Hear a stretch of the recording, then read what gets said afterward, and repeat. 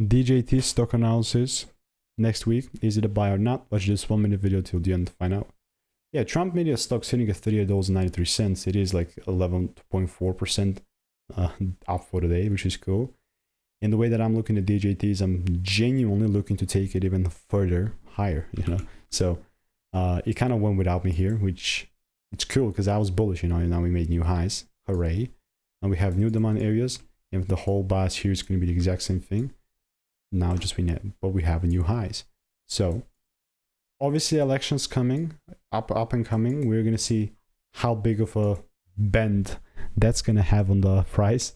And I definitely think it's going to be huge, but we're going to see in what direction, right? So definitely keep you updated. If you want to learn the strategy that I'm using for free, click the first link in the description. All reviews are 5 stars, and I'll see you in the next one, I guess. Yeah, this is just from a day/swing trade perspective, nothing like long-term crazy or anything. No, just like I'm literally riding the wave. Okay, see you in the next one. Goodbye and enjoy.